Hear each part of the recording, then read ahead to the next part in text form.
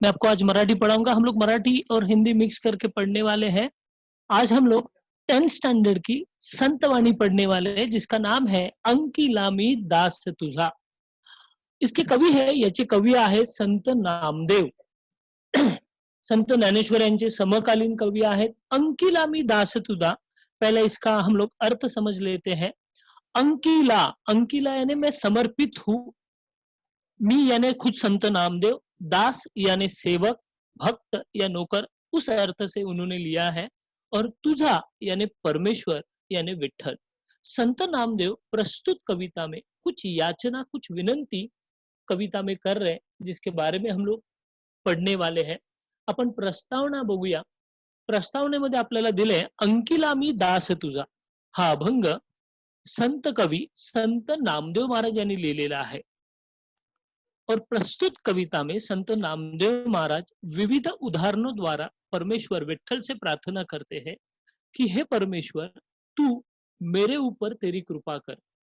यहाँ पे कुछ कठिन शब्द आए, देखो. दृष्टांतातून, दृष्टांत यानी उदाहरण, और याचना यानी विनंती. देखो, प्रस्तुत कविता में कवि जो है संत नामदेव, ये हमें बता रहे हैं कि वो परमेश्वर की कृपा चाहते हैं, लेकिन उसके लिए उन्होंने कुछ एग्जाम्पल यहाँ पे दिए हुए हैं और उन एग्जाम्पल्स को हमें देखना है.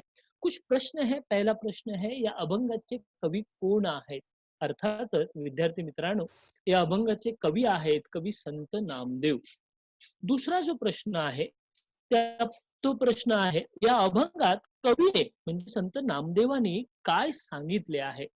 या अभंगामध्ये संत नामदेवानी विविध वेगवेगळ्या दृष्टांतातून, दृष्टांत म्हणजे उदाहरणातून परमेश्वर कृपेची याचना केली है. प्रस्तुत कविता में कवि संत नामदेव इन्होंने अलग अलग उदाहरणों के द्वारा परमेश्वर को कृपा जो है उसकी कृपा अपने ऊपर हो इसलिए विनंती की है. चलिए हम लोग देखते हैं अपनी कविता. प्रस्तुत कविता में कुछ 6 काव्य पंक्तियां हैं. हम लोग लाइन बाय लाइन, ओळीनी ओळी आपण पाहूया. पहिली काव्य पंक्ती आहे, अग्नी माझी पडे बाळू, माता धावे कनवाळू, तैसा धावे माझी या काजा, अंकिला मी दास तुझा. तिसरे काव्य पंक्ती आहे, सवेंची झेपावे पक्षिणी, पिली पडताची धरणी, भुकेले वत्सरावे, धेडू हुंबरत धावे, वनवा लागला सेवणी, पाडस चिंतित हरणी. आणि शेवटची जी काव्य पंक्ती आहे, ज्यामध्ये संत नामदेव सांगतायत, नामा म्हणे मेघा जैसा, विनवितो चातक तैसा. स्टूडेंट्स, हम लोग पहली काव्य पंक्ति देखते हैं. इस प्रस्तुत कविता में मैं फिर से कहता हूं कि इस प्रस्तुत कविता में कवि विठल से याचना करते हैं, विनंती करते हैं. विठल यानी परमेश्वर, परम पिता, जो पंढरपूर में स्थित है, त्या विठ्ठलाला ते सांगतायत की तू माझ्यावर कृपा कर. आणि त्यासाठी त्यांनी वेगवेगळी उदाहरणं घेतली. इन्होंने हर उदाहरण में माँ का सहारा लिया है. आपण पहिलं उदाहरण बघूया. अग्नि माझी पडे बाळू, माता धावे कणवाळू. स्टूडेंट्स, आप सबसे मेरी विनती है, सर्वांना माझी विनंती आहे की काही जे कठीण शब्द आहेत ते तुम्ही, जर आवश्यक असेल, तुम्हाला लिहायचे असेल, तर तुम्ही नोटबुकवर लिहून घ्या. ओके. कारण नंतर तुम्हाला ज्या नोट्स मिळणार आहेत त्यामध्ये देखील हे शब्दार्थ तुम्हाला पाहायला मिळतील. पण तुम्हाला जर लिहून घ्यायचे असतील तर प्लीज राईट डाऊन. पहिला कठीण शब्द आहे अग्नी माझी. अग्नी याने आग, माझी याने मध्ये. अग्नी माझी म्हणजे आगीमध्ये. पडे, पडे याने गिरणा, सापडे. बाळू, बाळू म्हणजे लहान मूल. माता, माता म्हणजे आई. धावे, धावत येते. कणवाळू म्हणजे दयाळूपणे. वो कहते हैं, परमेश्वर से कहते हैं कि हे परमेश्वर, तू मेरे ऊपर, तू माझ्यावरती एखाद्या आईसारखी कृपा कर. बघा, विठ्ठलाची कृपा हवी आहे त्यांना, लक्षात घ्या. आणि ते विठ्ठलाला हक्काने सांगतायत की तू माझ्यावर कृपा कर. देखो, हम लोग परमेश्वर के पास हक से नहीं मांगते, क्योंकि हम लोग सच्चे भक्त नहीं है. संत नामदेव सच्चे भक्त है, और सच्चे भक्त के लिए मदद करने के लिए भगवान हमेशा तैयार होता है. लेकिन संत नामदेव भगवान से कहते हैं, संत नामदेव त्या परमेश्वराला सांगतायत, मला तुझी कृपा हवी आहे. पण ती कृपा कशी हवी आहे? तर आईसारखी हवी. मग आईसारखी म्हणजेच नक्की कशी? तर ते पहिल्या उदाहरणात देत आहेत बघा. अग्नि माझी पडे बाळू, माता धावे, मतलब जैसे बच्चा गलती से कभी कभी आग में गिर जाता है, आग की चपेट में आ जाता है, तो उसकी माँ ये नहीं कहती अच्छा हुआ, बहुत बढ़िया हुआ, बहुत मस्ती करता था। नहीं सुनता था ना, भगवान ने तुझे गलती की सज़ा दी। अच्छा, अब करेगा मस्ती, अब करेगा मस्ती, रुक, रुक, अच्छा हुआ तेरे साथ, ऐसा नहीं कहती। माँ जिस वक़्त उस बच्चे को देखती है कि वो आग में गिर पड़ा है, माँ बिना कुछ सोचे समझे, वो ये नहीं करती, फायर ब्रिगेड को फ़ोन नहीं करती, रुक, रुक मैं फायर ब्रिगेड को फ़ोन करती हूँ, उसे बुला लेती हूँ। नहीं रुक, रुक मैं पुलिस को फ़ोन करती हूँ। वो चिल्ला-चिल्ला कर अड़ोस-पड़ोसियों को जमा नहीं करती। वो ये नहीं सोचती कि मैं उसे बचाने जाऊँगी, अगर मैं जल गई तो ना। वो अपना सब काम उसी वक़्त छोड़कर जितना जल्दी हो सके वो दौड़ कर जाती आहे. ती धावत जाते आणि आपल्या मुलाला वाचवते. त्या आगीपासून ती बाहेर काढते. म्हणजेच अतिशय प्रेम तिचं त्या बाळावरती असतं. त्यामुळे संत नामदेव जे आहेत, जे वारकरी संप्रदायाचे महान प्रचारक आहेत, ते अगदी मनापासून, आर्ततेने, मन से परमेश्वराचा धावा करतात और वो समर्पक दृष्टांत देते हैं. इस दृष्टांत में संत नामदेव कहते हैं, ज्याप्रमाणे नजर चुकीने आगीत सापडलेल्या बाळाला वाचवण्यासाठी आग में गिरे उस बच्चे को बचाने के लिए उसकी माँ जिस प्रकार व्याकुल होती है, उसी प्रकार काळजीने त्याच्याजवळ धावून जाते आणि त्याला मायेने, प्रेमाने उचलून घेते. हे विठ्ठला, उसी तरह तू भी मुझे संभाल. देखो दोस्तों, परमेश्वर सबकी सहारा. एक उदाहरण बताता हूँ, चलो ऐसे ही नहीं पढ़ते. एक इंसान था, परमेश्वर का भक्त था और भगवान एक ऐसी ये है, अगर सच्ची भक्ति करोगे तो बिना बुलाए भी मदद करने आ जाता है. तो खुशी में था, एक जगह जा रहा था, जेब में अच्छा खासा पैसा था, खुशी थी, खुश था. तो गाना गाते गाते जा रहा था, कजरा रे तेरे काले काले नैना. और अचानक उसने देखा, वो जब चल रहा था ना, तो मिट्टी पे टोटल 4 पैरों के निशान थे. उसने नीचे देखा तो पहले तो 2 उसके थे और 2 किसी के तो पैरों के निशान थे. त्याला कळालंच नाही की ही 2 पैर के निशान किसके हैं. उसने ऊपर देखा और भगवान से पूछा, हे भगवान, कौन है मेरे साथ?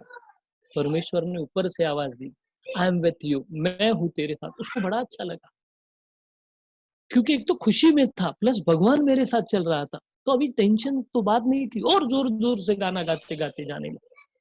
जैसे ही थोड़ा देर चला, अंधेरा हुआ, घना जंगल लगा और कजरारे से सीधा राम राम राम राम राम राम राम राम राम राम राम राम राम राम पे आ गया. लेकिन डर नहीं था, क्योंकि भगवान था मेरे साथ. अभी डर काहे का, भगवान है. लेकिन जब उसने बगल में देखा, तो 4 के बजाय 2 ही पैरों के निशान थे, 2 गायब. बड़ा टेंशन में आया. बोला जब जरूरत नहीं थी, भगवान को मैंने आवाज नहीं दी, भगवान मेरे साथ चल रहा था. अब मैं मुश्किल में हूँ, संकट में हूँ और भगवान मुझे साथ छोड़कर चला गया. तो उसने ऊपर देखा और भगवान से कहा, हे गॉड वेयर आर यू? कहाँ है तू? जब जरूरत नहीं तू मेरे साथ चला, अब जरूरत है तो मुझे छोड़ दिया. तब भगवान ने ऊपर से कहा, अरे पगले, तुझे जरूरत नहीं थी फिर भी तेरे साथ था, लेकिन तेरे साथ चल रहा था. अभी तू संकट में है, इसलिए मैं चल रहा हूँ और तुझे मैंने कंधे पे उठा के ले चल रहा हूँ. इसलिए 2 पैर के निशान मेरे हैं, तू तो मेरे कंधे पे बैठा है. मैंने कहा ना दोस्तों कि भगवान अगर सच्ची मन से सच्ची भक्ति है तो भगवान मदद करेगा. और संत नामदेव तो सच्चे भक्त थे. इसलिए वो कहते हैं कि हे भगवान, तैसा धावे माझिया काजा, अंकिला मी दास तुझा. तैसा, लाइक दॅट ओनली, त्याचप्रमाणे धावे, धावत ये. माझिया, माझिया म्हणजे माझा, माय. काझा म्हणजे काम. अंकिला मी दास तुझा. अंकिला मी दास तुझा. अंकिला.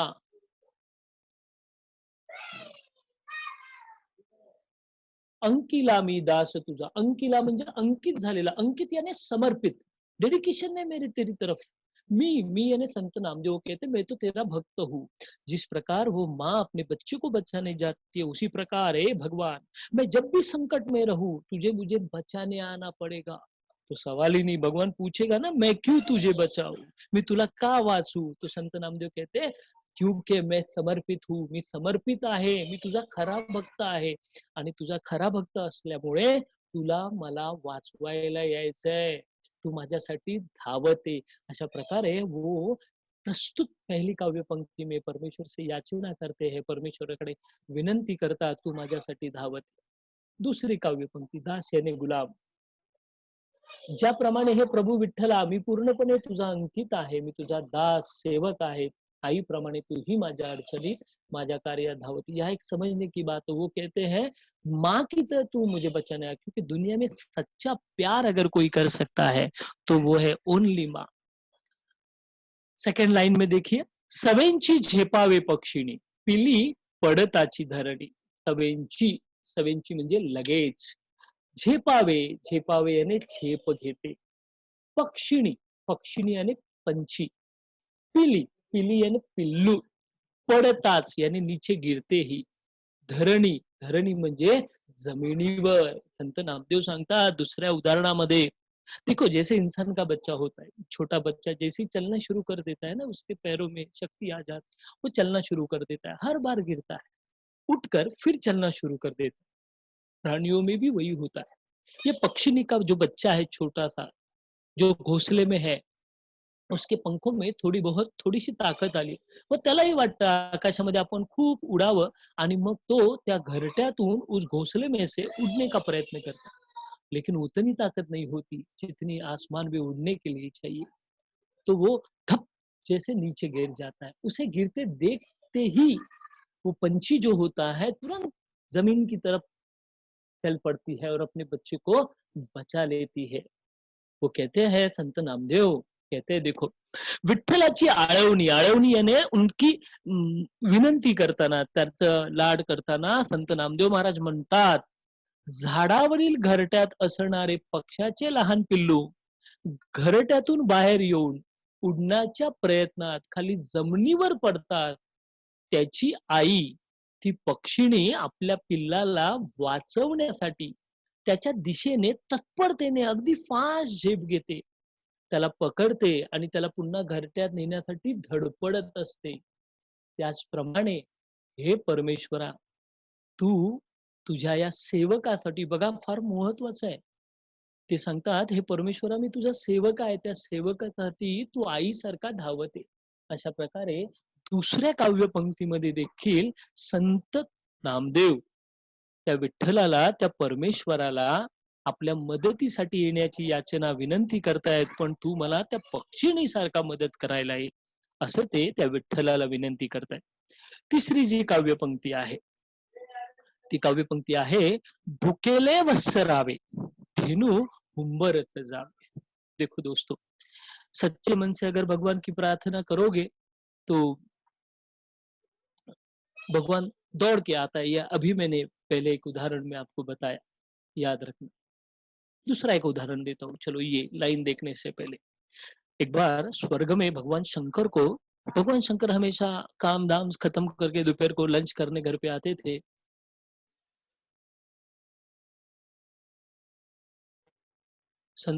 दोपहर को घर पे आते थे तो पार्वती बहुत भड़क जाती थी.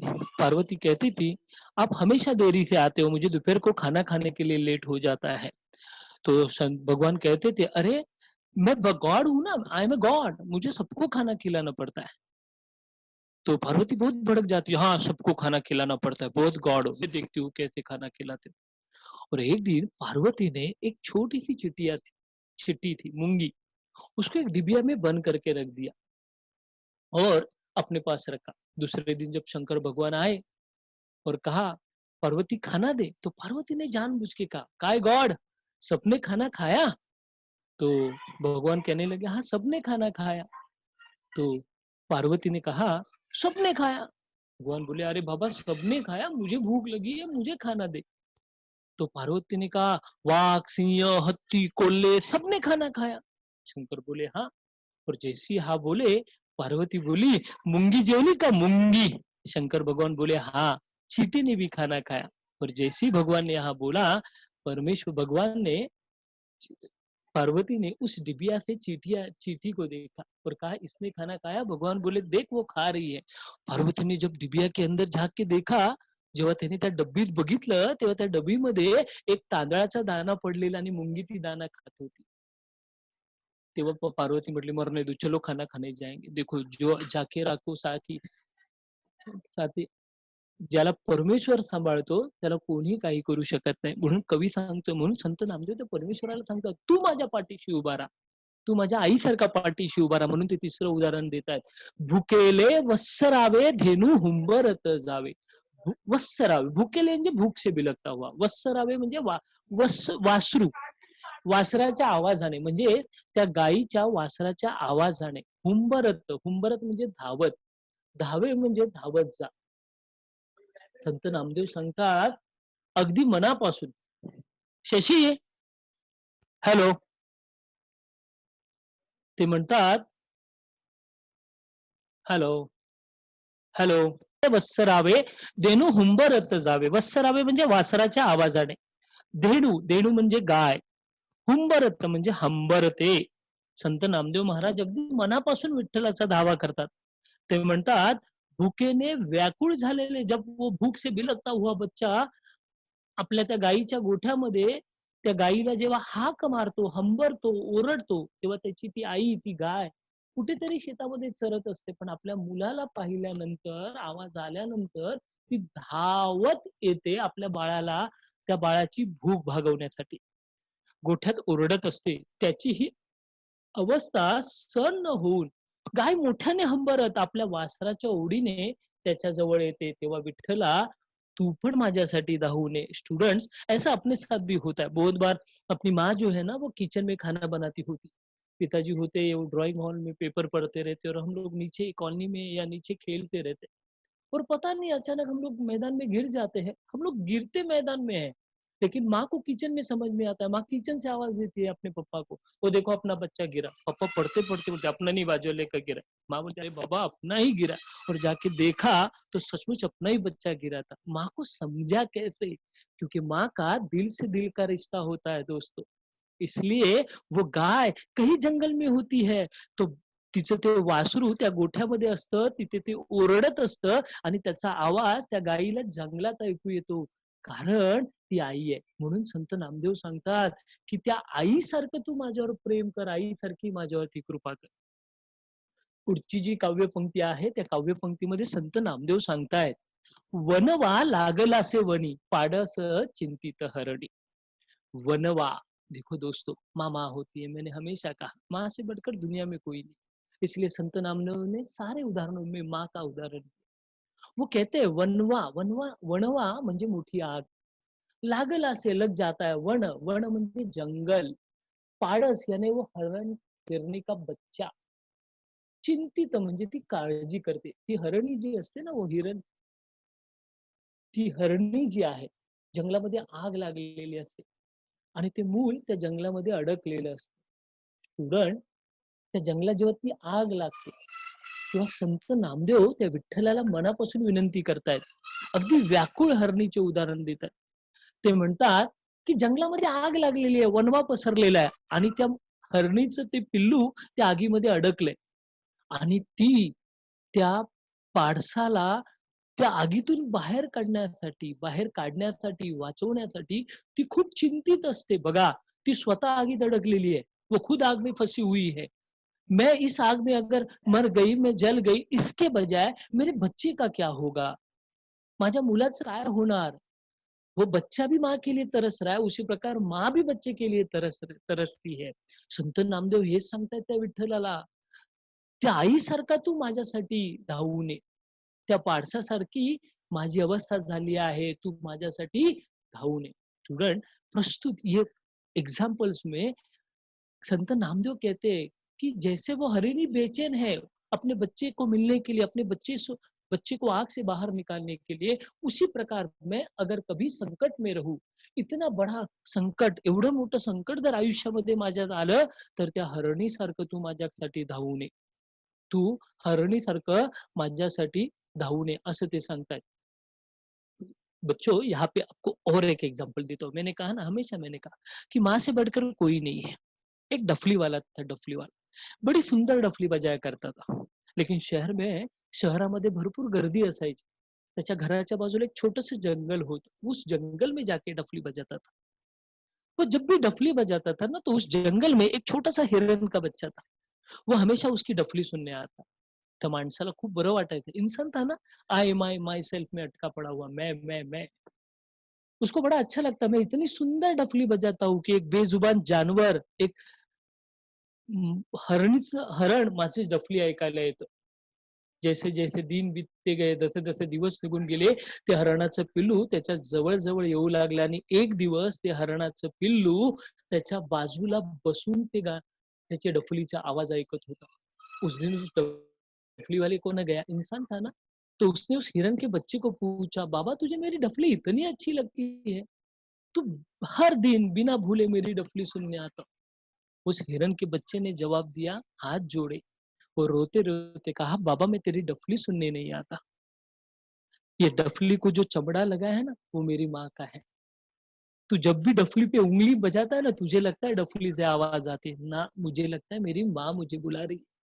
अरे मरने के बाद भी अगर कोई प्यार करती है ना अपने बच्चों पे, तो सिर्फ़ वो माँ ही होती है। इसलिए संत नामदेव कहते हैं कि वो हिरनी जिस प्रकार प्यार करती है अपने बच्चों से, उस प्रकार का प्यार, उस प्रकार की कृपा, उस प्रकार का आशीर्वाद, त्या प्रकारचा आशीर्वाद मला हवाय तुझ्याकडनं. म्हणून ते सांगतात, "वणवा लागल असे वनी, पाडस चिंतित हरणी." शेवटच्या काव्यपंक्तीमध्ये संत नामदेव सांगतात, "नामा म्हणे मेघा जैसा, विनवितो चातक तैसा." नामा म्हणजे संत नामदेव. संत नामदेवांची नाममुद्रा आहे. The symbolic name or tag used by संत नामदेव. म्हणे म्हणतात, मेघ म्हणजे ढग, जैसा म्हणजे जसा, विनवितो विनवितो म्हणजे विनंती करतो आणि चातक एक काल्पनिक पंछी है, एक काल्पनिक पंछी है। ऐसा कहा जाता है कि पूरे साल भर में वो एक ही बार पानी पीता है, एक ही बार मतलब जब बारिश आती है, जब आसमान से बारिश की बूंदें धरती पर आती है, तो उन बूंदों को पीकर वो जिंदा रहता है. म्हणून संत नामदेव महाराज सांगतायत, चातक पक्षी पावसाचा पहिला थेंब पिऊन जगतो. त्याच्यासाठी ते पावसाचं पाणी हे जीवन असतं. हाच दृष्टांत संत नामदेव आपल्याला देत आहेत. देऊन संत नामदेव म्हणतात, ज्याप्रमाणे चातक पक्षी आकाशात जमलेल्या काळ्या-काळ्या पाण्याने भरलेल्या ढगांना पाणी बरसवण्यासाठी विनंती करतो, क्योंकि वो उसकी ज़िंदगी है. जो वो आसमान से जेव्हा त्या पावसाचं पाणी आकाशातून खाली पडणार आणि जेव्हा ते पाणी तो चातक पक्षी पिणार, तेव्हाच तो जिवंत राहू शकतो. म्हणजे विचार करा कितनी तन्मयता से, कितनी प्यार से, व्याकुलता से उन बादलों को वो बुलाता होगा. संत नामदेव सांगतात, त्या चातक पक्ष्यासारखाच मी देखील हे विठ्ठला तुला विनवीत आहे. कारण तुझी कृपा माझ्यावर व्हावी. मी तुला याचना करतोय, की तुझे आशीर्वाद मला मिळावेत. म्हणून तू माझ्यासाठी धावून ये. अशा प्रकारे प्रस्तुत कवितेमध्ये संत नामदेव जे आहेत, हे संत नामदेव त्या विठ्ठलाला विनंती करतायत आणि त्यांनी वेगवेगळी उदाहरणं दिली आहेत. उदाहरणं काय दिली आहे? पहिलं उदाहरण दिलेलं आहे. आगीमध्ये ते बाळ पडल्यानंतर त्याची आई ज्याप्रमाणे त्याला वाचवण्यासाठी धावत जाते, त्या आईसारखा तू मला वाचवण्यासाठी धावते, तू माझ्यावर कृपा कर. ज्याप्रमाणे पक्षी, त्या पक्षाचं पिल्लू घरट्यातून जेव्हा खाली पडतं, त्यावेळेला ती पक्षी ज्या वेगाने जमिनीवर झेप घेते आणि आपल्या पिलाला वाचवते, त्याप्रमाणे तू माझ्यासाठी धावत आहे, जेव्हा-जेव्हा मी संकटात असेल. त्यानंतर मी तुझ्यापासून कितीही दूर असलो, त्या गायीचं उदाहरण दिलंय बघा. गाय जंगलामध्ये, त्या रानामध्ये चरण्यासाठी गेली आहे आणि तिचं वासरू गोठ्यामध्ये आहे. त्याला भूक लागली आहे. ते तिथून आईला आवाज देतं. तो आवाज तिथपर्यंत त्याला पोहोचतो. त्याचप्रमाणे ते सांगतात, "विठ्ठला, तुझ्यापासून मी कितीही दूर असलो, तरी देखील जेव्हा-जेव्हा तुला मी हाक मारीन, तेव्हा-तेव्हा त्या गायीसारखा, त्या धेनूसारखा तू माझ्यासाठी धावत ये. तू मला शोधत ये आणि मला संकटातून वाचव, माझी भूक भागव, मला मदत कर." आणि शेवटचं उदाहरण ते देतात, ज्याप्रमाणे अ, आ जंगलामध्ये वणवा लागतो आणि त्या आगीमध्ये ते पिल्लू अडकतं हरणीचं आणि ती हरणी जशी बेचैन होते, त्याचप्रमाणे जर मी कधी संकटात असेन, तर तू माझ्यासाठी बेचैन हो त्या आईसारखा. अशा प्रकारे या कवितेमध्ये अंकिला मी दास तुझा या कवितेमध्ये संत नामदेवांनी आपल्याला वेगवेगळ्या दृष्टांतातून त्यांनी परमेश्वर म्हणजे श्री विठ्ठलाकडे केलेली याचना विनंती आपल्याला या अभंगवाणीमध्ये दिलेली आहे. काही कठीण शब्द आहेत ते तुम्हाला कळाले असतीलच. आपल्याला याचा होमवर्क तुम्हाला मला द्यायचा आहे तो म्हणजे ही कविता जर तुमच्याकडे टेक्स्टबुक असेल किंवा जर तुम्ही डाउनलोड केलेलं असेल तर ही कविता चांगल्या हँडरायटिंग मध्ये तुम्हाला 2 वेळा लिहायची आहे आणि एकदा मोठ्याने ती बोलायची आहे. आणि या कवितेच्या पाठीमागे एक्सरसाइज मध्ये जे काही ऑब्जेक्टिव्ह आहेत सध्या तुम्ही त्या ऑब्जेक्टिव्हचा सराव करायचा. ब्रीफ राहू द्या. त्या ऑब्जेक्टिव्हला तुम्हाला 2 टाइम्स लिहायचा आहे. हा एकूण तुम्हाला दिलेला होमवर्क आहे जो तुम्हाला विद्यार्थी मित्रांनो करायचा आहे. आणि जाता जाता तुम्हा सर्वांना माझी विनंती आहे की सरकारने कोरोनासाठी जे नियम दिलेले आहेत त्याचं पालन करा. स्वतः घरी राहा. इतरांनाही घरीच ठेवा आणि स्वतःची तब्येत जपा आणि आपलं जे सरकार एवढी मेहनत घेत आहे या रोगाला बाहेर पळवण्यासाठी आपण सर्वांनी मिळून त्याला सपोर्ट करायचा आहे. All the best student. Thank you. God bless you. Take care. Thank you so much, sir. Thank you. Thank you. So how was the lecture, everybody? Awesome. Ek number, great lecture. And jhakas.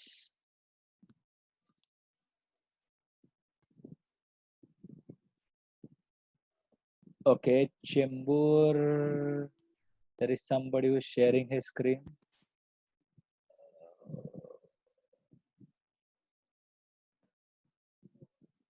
Okay. So, okay, great, mind-blowing lecture, superb lecture, great, both hard. So everybody, Uday Raj is sharing his screen. Uday Raj, I think by mistake you are sharing your screen. Stop share. और DM नगर का कोई तो लड़का था शुभम करके. शुभम क्या कर रहा था? ही आया था वो जो है ना अप्रूव मांग रहा था स्क्रीन को. अच्छा, बच्चे का नाम कुछ याद है सर? शुभम ही था शायद. शुभम ही था, मैंने देखा. शुभम ना? कोई है? ओके, शुभम है. दो शुभम है. 2 पता नहीं, मैंने सर ने नहीं देखा. अच्छा. Okay. Thank you so. Time up हो गया. शुभम पवार भी है और एक और Shubham. Chirag, was it Shubham sharing the screen? Okay, thank you so much, everybody. We will end this lecture here. And trust me, we are taking strict action against people who are putting on their video. I've already put 3 people out of this lecture today.